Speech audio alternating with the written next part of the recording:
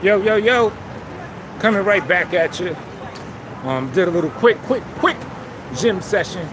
And, since I mentioned a little bit about when I was hustling and everything, I've been wanting to do this for a minute. It's like one story that I got. I got a few stories, so I'll probably do a couple, do more, see how this one go. But, it's a pretty interesting story from on the streets or whatever that I've been wanting to tell for a minute. But my camera, when I shoot videos out in the street, because I like to do these walk and talk shits, when I shoot the shit out in the street for whatever, it doesn't let me rock no more than 10 minutes. So I said, you know what, let me just tell that shit live, fuck it. So shout out, everybody hit that love button. And, anyone to come through in the chat, shout out to you, because I'm just going to tell the story and I'm just going to let the shit run. So if I'm not as engaging, part of me is just because I'm, trying to get the whole story off and whatnot. So yeah, this is one of my tales from the streets or whatever, from back in the day. Around the PG, Maryland area, right? How should I? Gotta give a little bit of a backstory. Okay.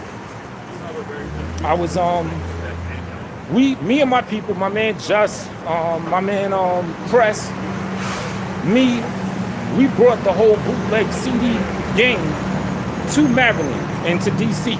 We brought that shit to the streets back in like 98, 99, more so 99.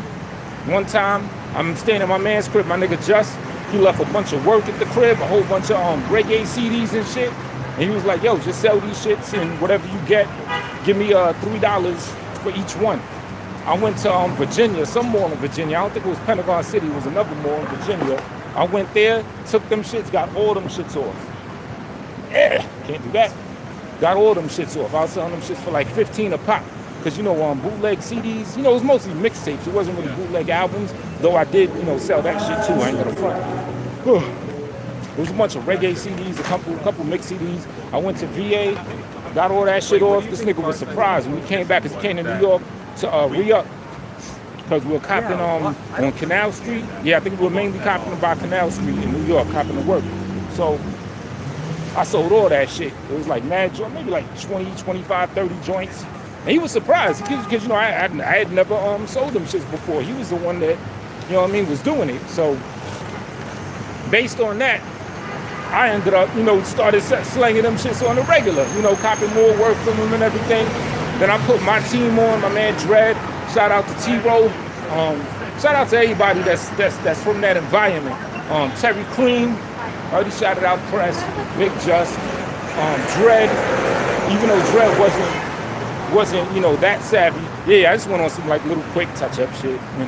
Sometimes I do that. Sometimes I be 40 minutes. Sometimes I be 5 minutes. One thing with me with that workout shit, I'm never one of them 2-hour niggas that sit and chat and talk to motherfuckers. I just come there, I do my thing, and I keep it pushing. But, I ain't been in the gym in a while, so I just did like a quick little tune-up, bicep shit, chest shit, abs, and, out the door. So, what up? Yeah, shout out to everybody in the chat. I'm just telling a little story, so, if I'm not as engaging, part of that, right? So yeah, what was I saying? Yeah, shout out to all my niggas that was part of that big ass movement. We had the CDs, then we had the DVDs, the movies, the clothes, all that shit. Well, basically, I used to cop from my man Just. You know what I'm saying? Y'all in the DC area, y'all might know who Just, aka Justice is or whatever, right? But then I'm the nigga that got wise. I took my bread, I started investing in machinery to copy that shit myself. We started tinkering with the internet. Oh yeah, I was saying my man Dread. He was hustling too, but he wasn't that savvy at it. But it ended up paying off for my nigga Dread, because while we was out hustling and everything, Dread was studying that real estate shit. And now Dread is making good bank doing his real estate shit, getting people out of foreclosure. In fact, that's one of my best friends, also my partner. I was able to sell a building with him a few years back. We got a house now, we're trying to sell, yada yada. But he's making good bread because he's been studying that shit while us goofy motherfuckers were out there hand in hand selling CDs and movies. But I actually stepped it up from that level because I ended up copping the burners, not hammers or anything, but CD duplicators, DVD duplicators.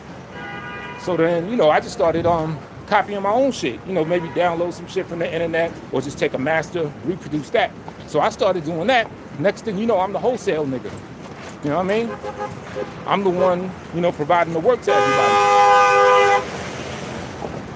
So, you know what I mean? So then it got to a point, I also came, had like price strategies. I introduced the 5 for 20 because I was still hand-to-hand in too. Because, you know, I'd make good bread doing that. You go to City Place, a mall that's in Silver Spring, Maryland, back when they had a movie theater up there, and it was like this traffic. People go to the movies, then they got to cross this bridge when they leave the movies to, you know, go home or to even come to the movie. It was in between the garage and the movie theater. There was this bridge, right? So that was just a hot spot. So I would usually take me and my cousin, because the other niggas, T-Row and them, they would hustle with PG. I said, you know what, y'all have PG. I'm going to have Silver Spring. I'm going to take over City Place. And sure enough, I did that. I put my cousin on. And yeah, we'd make G's. You know what I'm saying? I was even saying, I'm making brain surgeon money out here. 2 hours, $800. You know what I mean? And the re-up was a lot better since I was producing the shit myself. I didn't have to spend that $2 or $3 on a DVD. I was burning the shit myself. And I was wholesaling. So, you know, I had a good, I think I even did the math. I was on some 6-figure shit, real talk. You know what I'm saying? Because everyone was copying from me, you know? I didn't even have to hustle hand to hand, but I just like doing this shit. So I did, right? Now this part is going to be an integral part of the story. Also, I was cutting costs because instead of having fancy covers and everything, my shit would just have my handwriting on it. I'll just write some shit on the disc. If it's the Chappelle Show season, my handwriting, the Chappelle Show, written on a disc, hustle with it. So that's going to be a very important part of this story. So we also got my man Charles. Charles was older. He was in his 40s. I'm in my 20s. So I got cool with Charles, put that nigga on, everything like that. He started copying from me. He was one of my wholesale customers. And, you know, I'd rock out to PG sometime with him, or sometimes I go to my own spot. I was all over the place. You know what I'm saying? So, now, every now and then we get bagged. You know what I'm saying? Police would run up on us. We get bagged. Sometimes they take our product. Sometimes, you know, we had strategies. When we saw the cops coming, we had niggas that would take the product and run and get it out of there. So at least that, you know, we preserve our work and shit like that, right? So, you know, to try to condense the story, a whole lot of other shit I could tell in other stories. But long story short, Charles was my man, right? But one time I get bagged and someone takes my work. They take my shit. Now, like I said, I had my handwriting on it. Basically, my product was easy to tell that it came from me due to the handwriting, which was also one of the things that jammed me up and had me catch a big case for them niggas to find out that I was that nigga, that I was a wholesale cat. But, so I get bagged, you know, go to the 7-lock shit, whatever, get bailed out, all that shit. I come out, you know, my product's gone. I'm like, all right, whatever. You know what I'm saying? Shit happens. Long story short, find out this nigga Charles took my shit and was selling my shit, because I would have custies coming and be like, yo, your man sold me your shit. You know what I'm saying? So at that point, I was like, yeah, I gotta stop fucking with this nigga. But it's weird, because he was a cool ass cat at the same time, so I was still like fucking with him, but I was like, yo, I gotta stop fucking with this nigga. I approached him about it. He denying it, or he gave some old crazy excuse or whatever. So it was an excuse where it was kind of like halfway believable, and since he was a cool ass dude, I wanted to believe him. So, but I was very, very skeptical. So I'm gonna skip a lot of shit. You know, most of that is just backstory. So we got this other hustler named Big dude, 6'7", 6'8". We got my man Herb. Herb is an important part of the story too. Herb is the one that put me on to a lot of places in the street. He kind of like got me acquiesced in there. He put me on and assimilated me into the street environment. Actually, another funny story. You know, we'd be out hustling, doing our thing. You know, he would have burners on him and shit. Yeah, a lot of wild shit went on, but this is real funny too. Y'all gonna like this. He would say, he called me Shandell. For some reason, he gave me the nickname Bleach. Bleach, I don't know why they give me the nickname Bleach, but he gave me the nickname Bleach. Oh, okay, Jay. Yeah, no doubt. I'm on where am I at right now? 12th and 6th Ave. I'm pretty much just walking to get the story off. But yeah, hit me up. So yeah. This nigga Herb, he called me Bleach, and then Bleach turned to Bleach Chandel. He had to add another. He had to add a last name to it. So my street name became Bleach. Then it became Bleach Chandel. Then it became Chandel. And the way he would talk too, Chandel, what's going on with you, Chandel? But yeah, what he told me one day, he was like, Chandel, you ain't street.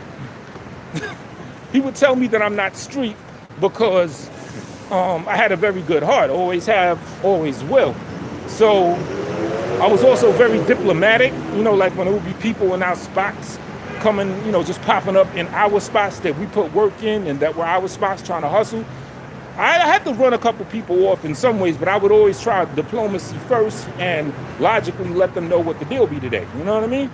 So, but just due to my nature, like I never had like a grimy street nature, but this nigga was telling me I'm not street during the whole course of me technically being street, involving in, the street shit, whatever. So I thought that was interesting. But ultimately he's right. I wasn't like in the heart, I wasn't a street cat, just like practicing what I was doing, a little something. And then at the same time, it's not like I was pumping krills or anything like that too. But it's funny how the parallels of any hustle on a street level, a lot of the same rules often always apply, right? So yeah, that's Herb, the nigga that put me on to a lot of people in the streets. My cousin who's out there, he also put me on to a lot of street niggas, had a lot of fun adventures with the niggas and shit, right? So one night we going to Bennigan's. Now this is after this nigga Charles, after he's suspect, after he might have taken my shit, but then it's a little maybe not. So we're at Bennigan's, right? Me, this nigga Big, and Charles. We out there, we in there getting fucked up. Because they had like a deal on, they had a deal on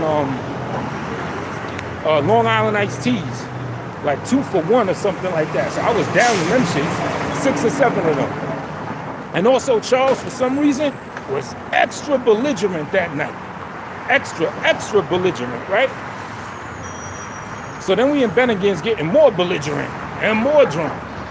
But all of us kind of noticed it. We like, yo, why is this nigga off the handle even more than he used to be, whatever, right? So yeah, he was off the hook. But long story short, we in Bennigan's getting so fucking bent, they end up kicking us out. So my drunk ass, I took my drink with me. I still had a Long Island with me. So I'm stumbling out that motherfucker with the Long Island outside, drinking that. And at this point, since we got kicked out, the nigga Big is the one that drove us there. So, but he didn't want to have too many people in his car. So it was me, Big, Herb, and Charles. So Big had the car. So Big was the one that was driving people home. So he said, yo, I'm gonna drive Herb home first, and then I'm gonna come back for y'all, because he didn't want to be too hot in the car. I think he had a license situation. I don't know what happened. But so long story short is me and Charles, 2 drunk motherfuckers, sitting outside of Bennigan's waiting for Big to come back to pick us up. Now, I think Charles turned his back or something happened. Something happened that got me into looking into that nigga bag. Because remember, he was already suspect. And then I saw more product with my handwriting, shit that was missing. And this wasn't even shit from when I got bagged. This was just regular shit that I had. So basically, not only did that nigga steal my work when I got bagged, I saw that he was stealing from me consistently on some regular shit. And I'm looking at him, seeing all my shit. So I was like, oh, word? So at that time, I said, yeah, this nigga's done. I ain't fucking with this nigga anymore. But here's also the interesting part. I had to think to myself, am I gonna have to really cut this nigga off? Because at the same time, he was spending bread with me every week because he was copping work off of me. Which kind of maybe goes to what I was saying earlier about when you look out for people, if they feel like they're not getting enough, they're gonna, try to take a little extra from you or whatever. So he was still spending bread with me every week, yet he's been stealing my shit. So it's like, I had to think what I was gonna do, but I knew at that point, I'm not gonna fuck with this nigga anymore on some chill shit. Whatever. And most likely, I wasn't going to get any bread from him anymore on off the wholesale tip because I'm, just selling to a nigga that's taking from you. That's kind of, what I mean? That's kind of bass backwards. So once I saw that, I was like, oh shit, right? So the next thing you know is I think it was two girls.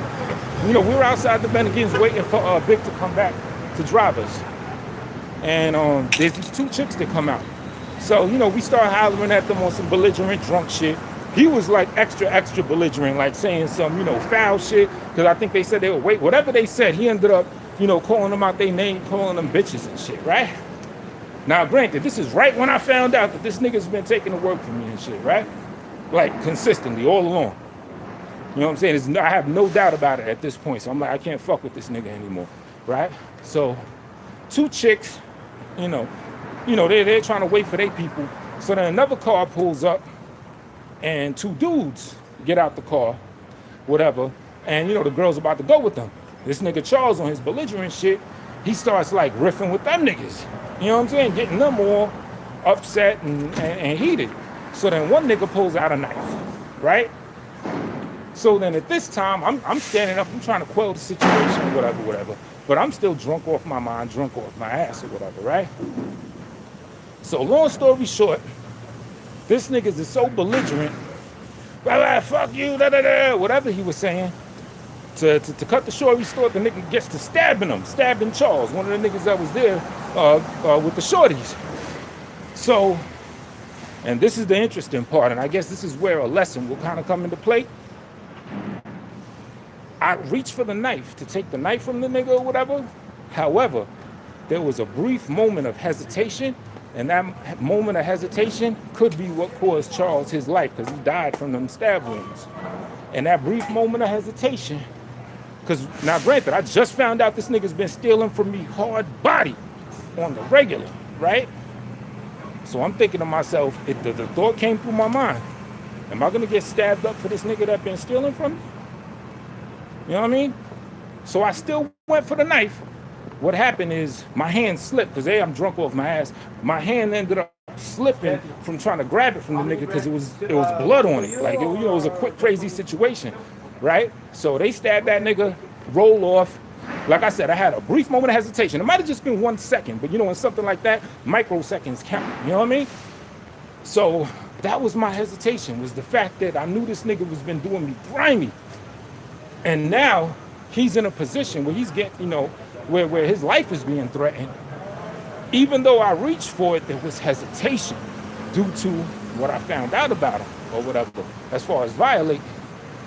So that's basically the tale right there. And I'm actually, when I get home, I got a song called M.I.S.S, Moment in Space, or Moment in Space. It's called M.I.S.S, where I talk about him, because also the nigga Big that was with us, he ended up dying shortly after that.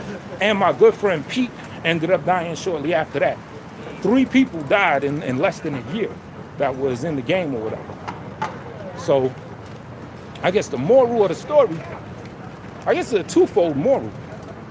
I shouldn't have been out there with that nigga in general at the Bennigan's, just on the strength that I had great suspicion that he was violating me, that he was stealing, right? So that's one, because even other people, when I told my people, they was like, yo, why was you even fucking with that nigga anyway? Didn't he do yada, yada, yada? And I was like, well, yeah, but he explained that I wasn't totally sure, this, that, the third, whatever, right? So that's one lesson.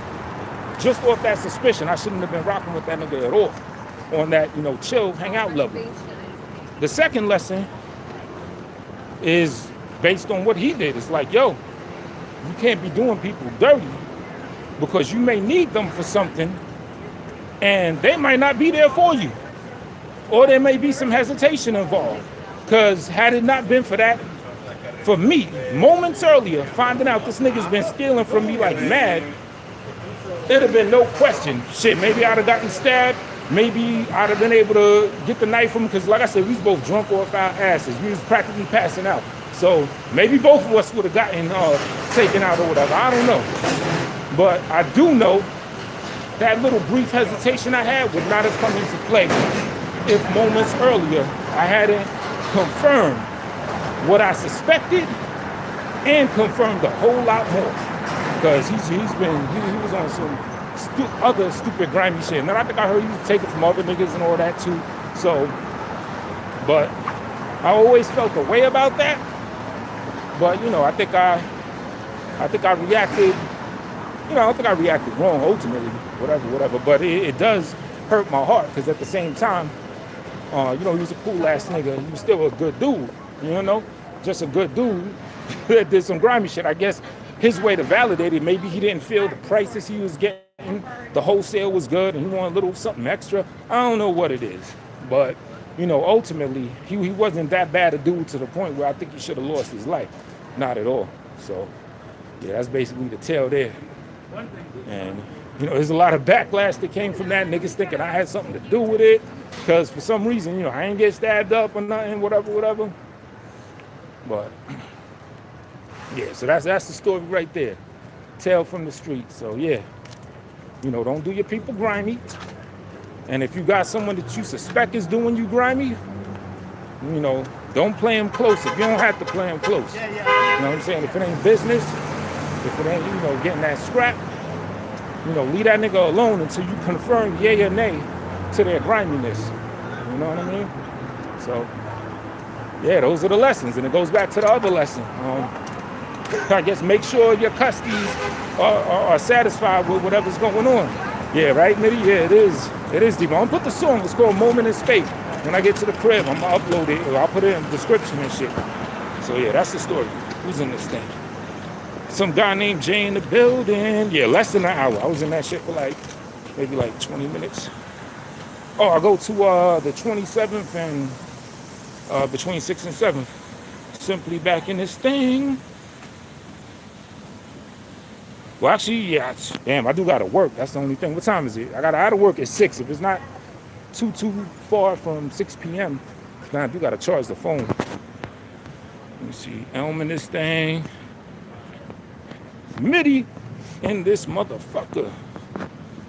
What time is it? Because with this live, I can't see the clock. Let me see, can I see? Where Bobby Norris when you need him? What time is it? 5:20. Oh shit, yeah. Yeah, I gotta head to the crib, charge this shit, and then I gotta be right back out 6 o'clock. You know, doing that shit. This nigga with the bike. Do that bullshit for a couple hours. That's where I get a lot of my real workout from anyway. I don't do it like he do. He got the motor on his shit. I could have got a motor, but a big part of why I like doing the bike shit is it's like a forced workout. You know what I'm saying? And as a man, when you work out your legs consistently, it's a testosterone booster. So bike riding is actually a testosterone booster, as is any leg exercise. What up, brother? He sees you, right? Who sees me? You're talking to that person. Oh yeah, I'm talking to a few people. Say what up. Okay, I'm not hit to that system now. Oh yeah, you know, technology is all. What is that program? What's this program? This is YouTube Live. Oh, okay. Yeah, you know what I mean? I got the 8. You got the Samsung 8? No, iPhone. Watch out for the cars, brother. iPhone. Okay, yeah. So you can do this. Yeah, absolutely. That's downtown, boy. All right. Take care, brother. Yeah. Yeah, maybe another time though, Jay, for real. Yeah, I didn't even know it was 5 something. I be getting up late as a motherfucker. I be doing some internet shit as far as little hustles. Then I do the bike shit and then I do a little bit of other shit. But yesterday was crazy. I was out in this motherfucker doing that Halloween, that parade shit or whatever that shit is. I had like 2 deliveries. I had 1 delivery that was like smack dab in the middle of that shit, trying to interweave, and the streets was all packed and crowded. Niggas doing their occultic, ritualistic Halloween bullshit. You know what I'm saying? I'm trying to get a little money out here. So, but yeah, that's the story. I guess let me end this because I want the story that I said to be like, you know what I mean, the meat and potatoes of the shit. So, yeah, there it is. I'll probably tell a couple more some other times. You on 14th and 7th? Oh, word? Yeah. I said, what up to you real quick? Well, yeah, fuck it. You know what I'm saying? All right. Yeah, because I'm on 7th and, what you call it? Where am I? 7th and 12th. Yeah, so I'm on the west side of the street, right here. Look, down.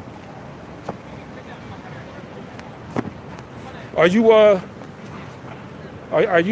averse or not a fan of getting on the camera? Should I cut the shit off? Yeah, I'm right there. I'm like a block or two away from you. But I won't put you on the camera and shit if you don't want to. Actually, let me cut this off. Like I said, I want the story to be the main shit. But yeah, if you want 14th, I'm gonna see you in a second. I'm on hitting 13th right now. All right? Peace.